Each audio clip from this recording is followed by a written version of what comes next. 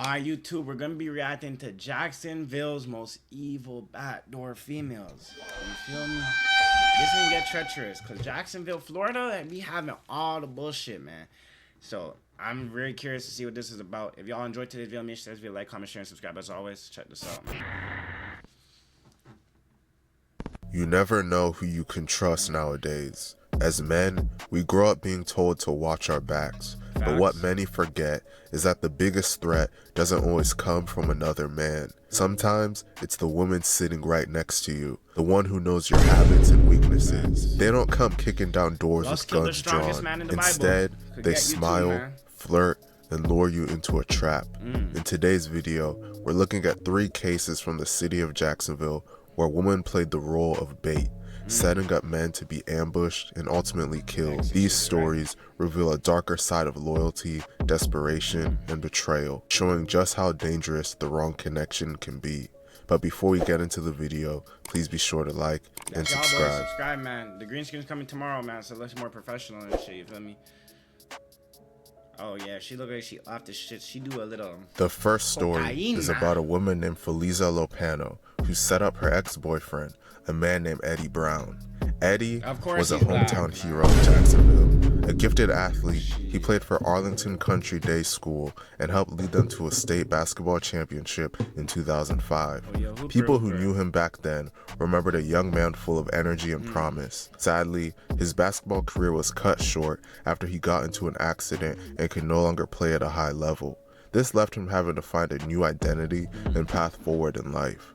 As we all know, it's very difficult to make ends meet in this world, so Eddie ended up resorting to selling drugs, and that's where his ex-girlfriend Feliza comes into the picture. Eddie had done a lot for her in life. He helped her with her hard drug problems and got her to stop prostituting herself on Backpage. She wasn't some stranger. Did I just hear that correctly? This nigga wiped a drugged out prostitute, and then she... This nigga's stupid, bro. I'm not gonna say it's his fault, but damn, this sounds like it's his fault for real. Even though they eventually broke up, Feliza still regularly bought weed from him. To Eddie, she was familiar and safe. To her accomplice, a man named Blair Terry, she was the key piece in a deadly setup. On November 7, 2016, Eddie rented a room at a small Westside motel on Ramona Boulevard near Lane Avenue, a part of Jacksonville well known for drug activity. That night, surveillance cameras captured the beginning of the betrayal. A white car pulled into the motel lot. Feliza was driving. Blair Terry sat in the passenger seat. Feliza got out, walked into Eddie's room, and convinced him to come outside. To Eddie, this was just a link up with someone he trusted, but outside, the trap was already set. The two walked to the car together, and moments later, Blair joined them. The 3 of them drove off. That grainy hotel footage would be the last time Eddie Brown was seen alive. So he never said like, who the fuck is this nigga and why is he in the vehicle and why'd you call me outside? Niggas is stupid. A passing driver spotted a man lying in the street. Eddie had been shot execution style, a bullet to the head. He was rushed to the hospital, but there was nothing doctors could do. Police quickly zeroed in on the suspects. Forensics tied Feliza and Blair to the white car.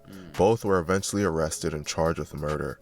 Ultimately, Blair Terry was convicted of first-degree murder and sentenced to life in prison without the possibility of parole. Feliza Lopano, facing the weight of her role, pled guilty to second-degree murder. For agreeing to a plea deal instead of taking it to trial, she was sentenced to just 13 years in prison. What's most sad about this is that Eddie was just 31 years old, engaged, and had a 3-year-old son. Nah, bro. Why do it's always these females, man? Like they just getting away with everything. What do you mean you got a 13-year plea deal in Florida where they give the death sentence? What the hell? Nah, he was engaged and he's still whopping his ex. Nah, he wildin'. This nigga wildin', but damn. What the fuck? Yeah, she's off this shit. The next story is about a woman named Shanna Gardner that set up her ex-husband, a man named Jared Bridgen. Jared and Shanna had once shared a life together. They married in 2010, built a home, and had twins. But their relationship quickly soured, leading to one of the most bitter divorces in Jacksonville's court system. By 2015, the marriage was over, but the hostility never died. They fought constantly over custody of their children, finances, and even simple exchanges. Court filings describe their post-divorce relationship as toxic and riddled with disputes. In the years after their split, both Lled and Shanna remarried. Lled married a woman named Kirsten in 2017 and welcomed 2 more children, creating a blended family that friends described as warm and loving. Shanna later married a man named Mario Fernandez Saldana. From the outside, both had moved on, but beneath the surface, resentment and conflict were still festering. Shanna didn't keep her hostility toward Lled a secret. In 2015, according to court testimony, she openly asked an acquaintance at a tattoo parlor if he knew anyone who could make Lled shut up. She also told friends that she wanted Lled gone. These weren't vague statements of anger. They were red flags pointing toward violent intent. By early 2022, the feud had only worsened. Lled remained heavily involved in his twins' lives, which meant constant contact and disputes with Shanna. Prosecutors later argued that Shanna and Mario saw Lled as an obstacle to custody, to financial freedom, and to their ability to move forward without him. And so, a deadly plan was set into motion. On February 16th... So wait, you mean to tell me that this nigga, his ex-wife, wanted her boyfriend gone so bad that he's like, okay, I'm finna get in on this with you. But it's like, nigga, she hates him that much. As much as a female hates a nigga is as much as she loves him. So you always hear females saying, I hate my ex, boo, I hate that nigga, she love that nigga, bro. So it's like, once you hear a female saying that, why is you gonna help her, gang? It's like, you should be done with this nigga, like, who cares, you know what I mean? So it's like, he's tripping, he's overly tripping. 2022, Lled drove his twins back to Shanna's home after a routine custody exchange. Riding with him was his 2-year-old daughter from his marriage with Kirsten. As he made the drive back to St. Augustine, he turned down Sanctuary Boulevard, a wooded road in Jacksonville Beach. There, a tire had been deliberately placed in the middle of the road. Lled stopped, put on his hazard lights, and stepped out of his car to move it. That's when gunfire erupted. He was shot multiple times, collapsing in front of his daughter, who was strapped in her car seat. Lled died instantly. At first, the murder she killed him in front of her daughter. She wildin'. Seemed like a shocking mystery. Who would stage such an ambush? The trail led investigators to Henry Tenyon, a 61-year-old man with a criminal history. His blue Ford F-150 pickup truck had been spotted near the crime scene, and when police searched his home, they found weapons and evidence that tie him directly to Lled's killings. Ballistics confirmed that shell casings from the scene matched his gun. But Henry wasn't acting alone. Phone records showed that he was in frequent contact with Shanna's new husband, Mario. Henry rented a property owned by Mario, and in the weeks leading up to the murder, the two exchanged more than 70 calls. Checks from Mario to Henry were later revealed as payment for the killing. Henry was eventually arrested and charged. Faced with the evidence, he pleaded guilty to second-degree murder and agreed to cooperate with prosecutors. His testimony painted the picture of a murder-for-hire plot. He told them that Mario and Shanna orchestrated the plan and he pulled the trigger.